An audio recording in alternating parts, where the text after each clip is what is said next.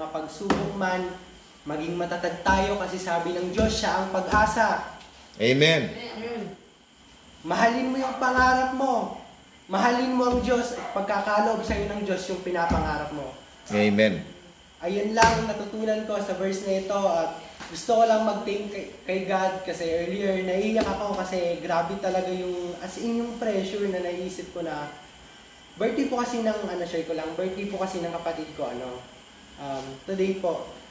Bigla po kasi pumasok sa isip ko na naawa ako kasi yung kapatid ko birthday niya, si mama sa ibang bansa, ako dito, yung papa ko dito, nagtatrabaho po. So, nalulungkot ako para sa kanila. Kaya, papatanong ko kay Lord, gagawin mo ba akong magiging successful ba ako balang araw? Lord, sana yung mga pangarap ko matupad ko. Ayun lang naman yung palaging nagpapabigat ng damdamin ko eh. Kasi yung past, may conversation ako before kay Ate Hana, sinasabi ko na nahihirapan akong mag-let go sa past. Actually, siya nangyari sa family ko, broken family kami. Pero sabi ni Ate Hana na, wala na yun, huwag mo nang iisipin yun. Kasi tapos na yun. Nakatulong yung sobra kasi pumapasok sa isipan ko. Oo nga, sakto nga si Ate Hana, sakto nga siya sinabi niya na dapat kalimutan ko na at mag-focus na ako sa future. At dun sa future na iniisip ko, kasama ko si God doon. I always pray kay God na ikaw na bahala sa akin. Alam ko Lord, binibigyan mo ako ng pag-asa sa bawat pangarap na hinahangad ko sa buhay.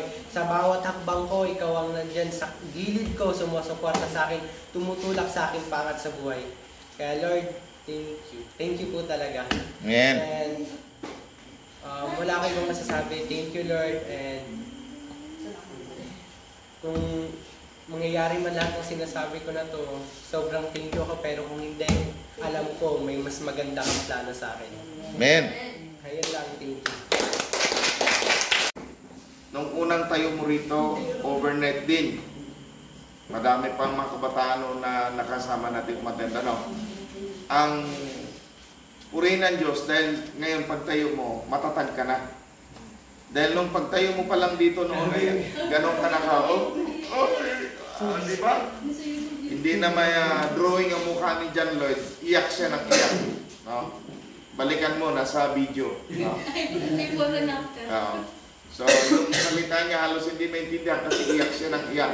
Kasi bago ka pa lang noon dito, di ba? So, ibig sabihin, ngayon, nagsasalita ka, matatag na ang loob mo. Amen? Pinatatag ka na. Tandaan mo, yung mga pangarap natin, ang nasabi ng Kawikaan 16.3, no? 16.1 ba yun? Nasa tao ang... 16.1. Nasa taong pagbabalak, ngunit nasa Diyos ang katuparan. Amen. Basta sabi ng Kawikaan chapter 3, verse 5 to 9, sangguniin mo si Yahweh sa lahat ng iyong mga plano. Siya isang gunin. Tiwala mo sa Kanya lahat at magtatagumpay ka. Amen? Lahat tayo. Unahin si Yahweh at tayo magtatagumpay. Amen? Palakpakan natin ang ating Diyos. Next. Sige po. Huwag mahiya. Mga kabataan, mag-share kayo.